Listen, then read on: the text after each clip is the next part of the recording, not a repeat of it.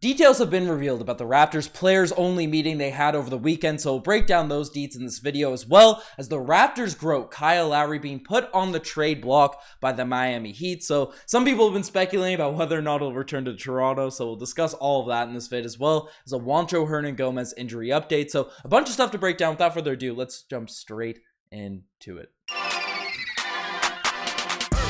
Hello everybody, Ben Melges here, the Raptors Digest, breaking down the latest Toronto Raptors news. And folks, if you've been enjoying the content as of late, definitely hit that subscribe button. It means the world to us. But let's dive in to the first topic of discussion. The first thing we're taking a look at is details revealed about the Raptors players only meeting. So after a couple of brutal losses, major deficits, especially in the first quarters against the New Orleans Pelicans and Brooklyn Nets, the Raptors had an internal discussion over the weekend that all the beat reporters, players have been sort of chattering about over the weekend, saying how they want to figure out a way to right the ship.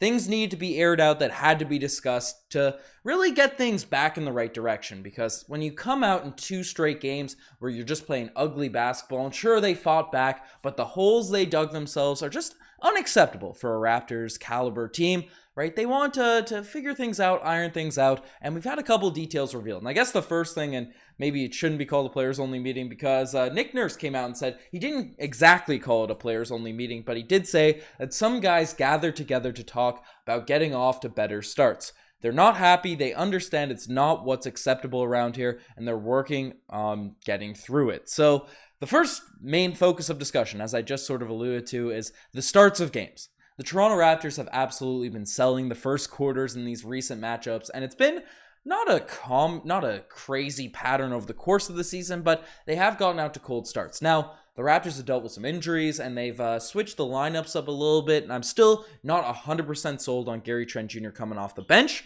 but coming out, and the fact that they came in more locked in against the Orlando Magic made a point. The Magic's head coach came out and said in their post-game presser that they really took it to the Magic in the first quarter. So it's not just the Raptors saying it, the Magic side of things too. We're bringing up how the Raptors made a central focus to, from the jump, right, try to set the tone in this game and try to establish their dominance as a team. So that's a central focus for this Toronto Raptors team, and hopefully we don't dig ourselves any more holes now that are as brutal as we've seen, right? We've had obviously those 2 games last week. Earlier in the season, we've had a lot of these fake comebacks that people have been talking about. So hopefully Toronto can stop putting themselves in holes where they just need to absolutely grind out a really strong third and fourth quarter to even be in competition to win the game. But Fred VanVleet also had some comments regarding the situation, regarding the meeting, saying that it was led by Fred VanVleet, Pascal Siakam, and Thaddeus Young. The Raptors held players-only meeting on Friday after Friday night's loss against the Brooklyn Nets, and their message was to come out and throw the first punch. So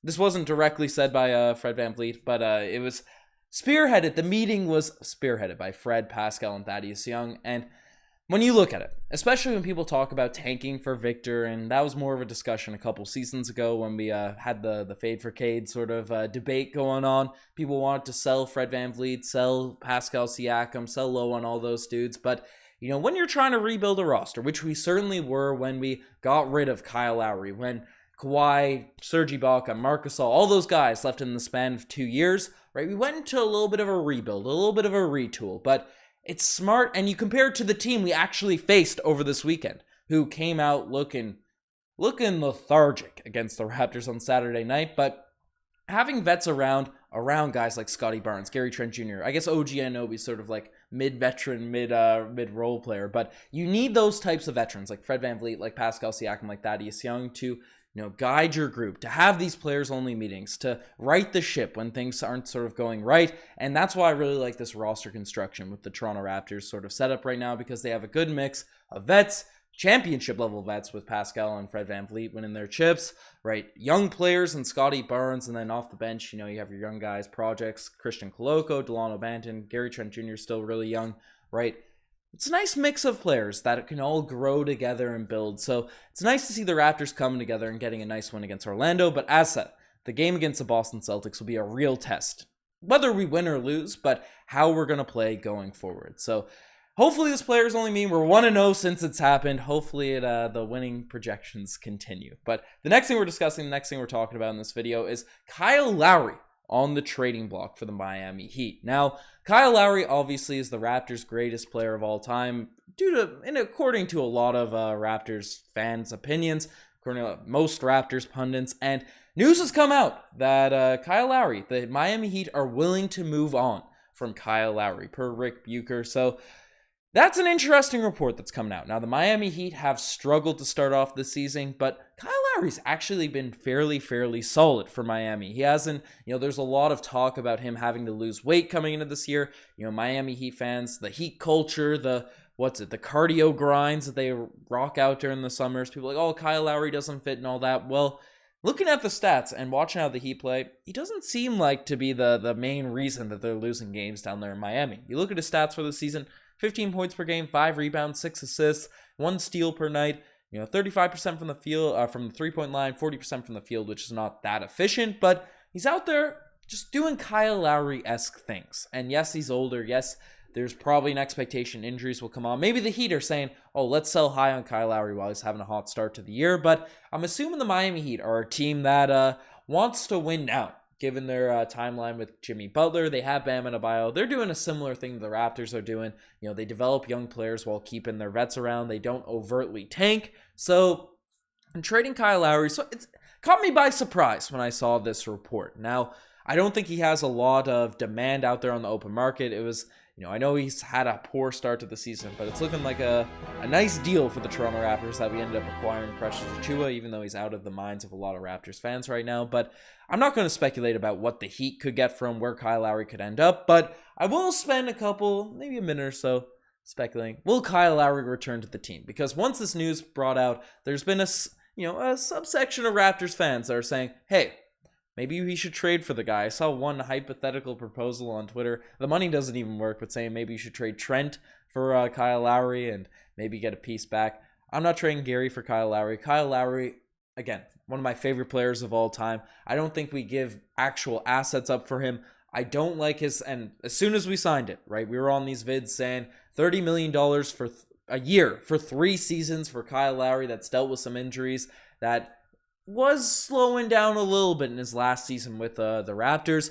Right, that's a lot of money. We saw the wheels sort of fall off in the playoffs last year, and maybe the Heat are just trying to get any value they can back for him right now, but I wouldn't be giving up any young assets to acquire him, and I think given all the contract issues we have coming up and trying to pay guys like Gary Trent Jr., Fred VanVleet, Pascal Siakam, Scotty Barnes, Precious Achiuwa, all these dudes in the next 2 to 3 seasons, it doesn't make sense to add a $30 million contract that isn't going to be that impactful, to $30 million worth to bring him back in. That's just my take. And, sure, he'd be a perfect fit if, we're talking contracts aside, having him come off the bench right now for this team. A lot of people will probably start him over Fred VanVleet at this point, but, having him come into this roster would be a huge plus, but I don't think it makes sense for a trade to happen. But if you guys can whip up a trade machine in the comment section, make something make sense, let me know in the comment section below. But the next thing we're discussing is a Juancho Hernangomez injury update. Now, since all the injuries have gone down, Juancho Hernangomez has actually provided,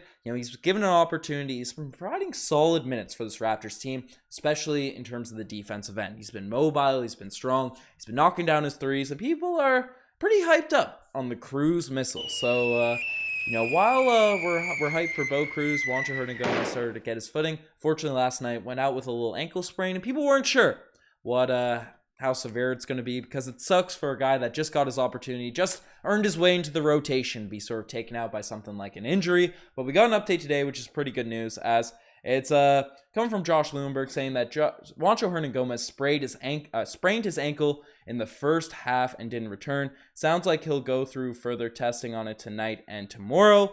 So we have a sprained ankle for Juancho Hernangomez. So we know that that's the case. It's not fractured or anything crazy. No ligaments seem to be torn or anything like that. So hopefully if it's a mild sprain, he'll return fairly soon. But it's tough to sort of get the timeline on things when they just say something as vague as an ankle sprain. Once we get the details on that, we'll definitely let you guys know. But that's the one update, because I know some people were worried about what's going to happen with Juancho Hernangomez, because he's been playing very solid, especially with Otto Porter Jr. out. He's a guy we like to have into the lineup. But the final thing we're discussing in this video is Terrence Ross returned to the Raptors. And this one's a meme. There's no reports about it. There's nothing crazy. But what sparked this this thought, this little tangent I'm throwing at the end of the video is Doug Smith. Following the Raptors game against the Magic, Terrence Ross had a really, really nice performance. The Magic barely played him, it felt like, in the game. He didn't miss a shot. He was hitting all his threes. And Doug Smith basically said, Terrence Ross, man, the dude can flat out shoot. Would be a hell of an addition here. Talking about him joining the Toronto Raptors. So gave me a little tangent brain. We just talked about potentially acquiring Kyle Lowry. The Terrence Ross contract is definitely more acquirable. Definitely makes more sense given the career trajectory of Terrence Ross. He's basically in the prime of his career right now, especially as a three-point shooter. And he's putting up some solid stats this season, right? Nothing too crazy, but 9 points per game, 2 rebounds, 1 assist. And shooting 40% from the three-point line, 44% from the field. He's just a guy that can flat out score. And in recent seasons, he goes up and down. Obviously, Terrence Ross, he's by no means consistent. But when he's hot, he can have a serious impact off the bench for a team. And it doesn't seem like he's getting utilized down there for the Orlando Magic. And it doesn't seem like they want to have a lot of vets down there in Orlando regardless. So I don't know. The Toronto Raptors could buy low on a Terrence Ross. Three-point shooting is always a huge asset. I'm not totally against what Doug Smith is saying, but another player for you guys to trade machine in the comment section. But folks, you guys are the best to make this far. Check out the Instagrams been popping recently. Definitely subscribe to the channel if you haven't already and you're enjoying the content. But I'm signing out. You guys are the best. Cheers.